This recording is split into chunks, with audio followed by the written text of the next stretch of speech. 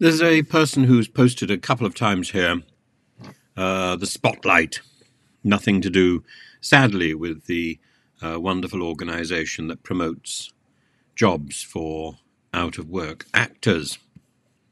But support Diane Abbott and boycott Keir Starmer. Keir Starmer equals Boris Johnson #2, a pathetic liar. I'm not sure about all that, but I am sure that there is chaos and confusion over the Diane Abbott suspension. First they say they don't know what's happening. Then they say they do know what's happening. First they say the investigation is ongoing. Then they say it was finished at Christmas. Then they say the whip's removed, or the whip's restored. And she says that she's told she can't stand. And then Keir Starmer says, no, that's not true.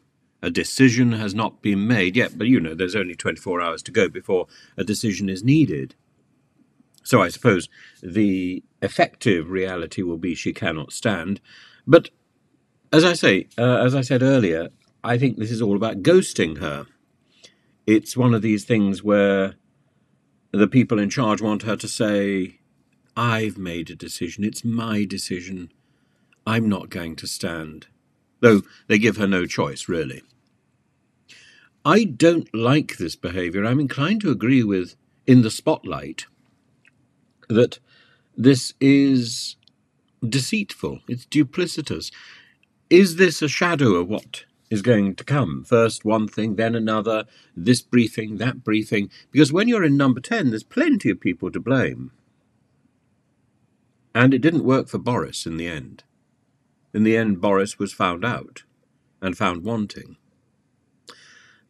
In the past, before social media, prime ministers could get away with ambiguity and what I suppose was primitive deception. In days of social media, in days of such incredibly agile communication, it's not possible. You can't slip through the net and distort truth so easily. You have to be significantly more accomplished as a liar. Boris wasn't. And I don't think Keir Starmer is. These are not accomplished liars. Boris is now stamped with the definition of liar, but he's really not a very good liar, is he? Because he was found out. A good liar is somebody who manages to lie and nobody realizes. Boris was so obvious. And I don't know what the biggest lie is that you know of in British parliamentary history, but I'm sure you could leave a fairly nice list below. Simon Parry says, Keir Starmer's honesty has always been an issue. He lies very easily, even for a politician. Anyway, on to a slightly nicer subject. There's a fellow called Traitor Vec who says, I do like to study philosophy of religion. Theology and philosophy is very important to my life. I'm only a mere student of both, to a degree, as they would say. Life is amazing, isn't it? Yes, I think it is. And I like the study of philosophy of religion. It took me a long time to get into it. I was taught by a man called Brian Davis, who I think has written the book on philosophy of religion, or the books on philosophy of religion. He keeps updating and adding basically the same book again.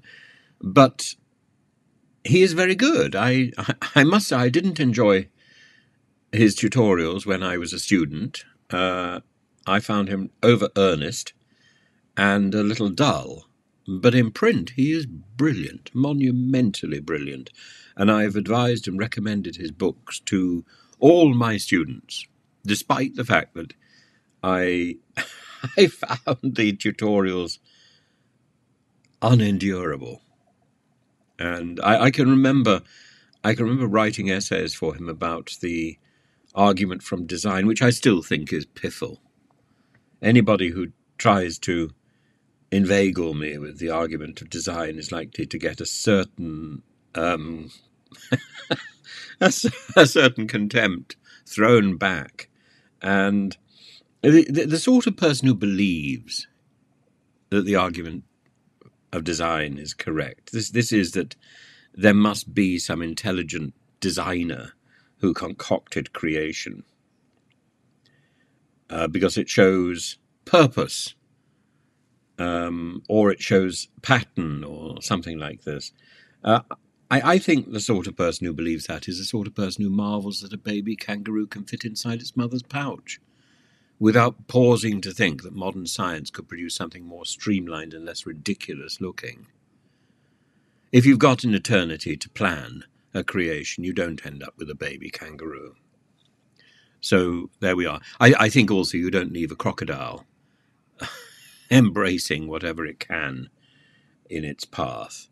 There are just so many errors in creation, quite apart from the stuff that Stephen Fry cites, that makes the argument from design piddle. But the process of studying the cosmological arguments, the problem of evil, the ontological argument particularly, these are wondrous escapes into the world of thought, and the ontological argument, abstract thought completely. And they don't manage to establish the existence of God. I don't think really that's why we teach them, or why students bother learning this stuff. It's because it's an introduction to wider thought beyond ourselves. And that must always be good. I think that's why we study Shakespeare, because it's an introduction to thought beyond ourselves, and a way to get into other people's minds. It's why we learn poetry as children, or why we should, because it's useful for later. That's a sort of quotation almost from Hector in the History Boys. We don't understand the poetry we learn when we're very young, but it's suddenly of value. When I think of Charge of the Light Brigade, of course, I always think of Molesworth's perversion of it. But Molesworth's perversion of it is part of that fun. And discovering the fun rather than the utility of thought has value.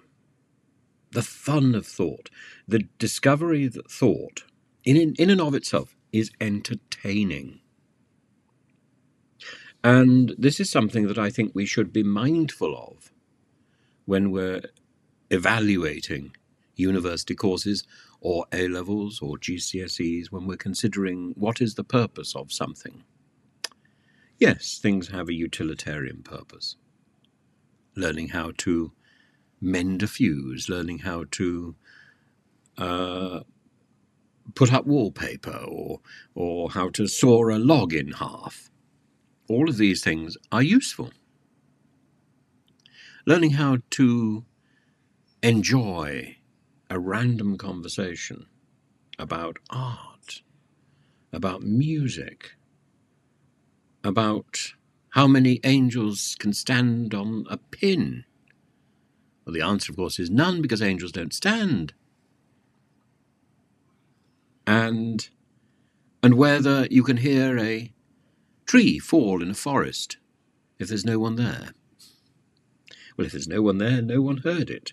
But did it make a sound? And these thoughts are entertaining in much the same way as a clever lyric, an incredibly fast rap song is entertaining. And sometimes is raised to the level of pure art. Now, are we going to forego that simply because we want things to be useful? Simply because we are measuring our learning by its utility? I think utility plays a very small role in the development of the mind. It plays a very large role in the ability to live in this world, but it plays a small role in what we do once we've established our lives.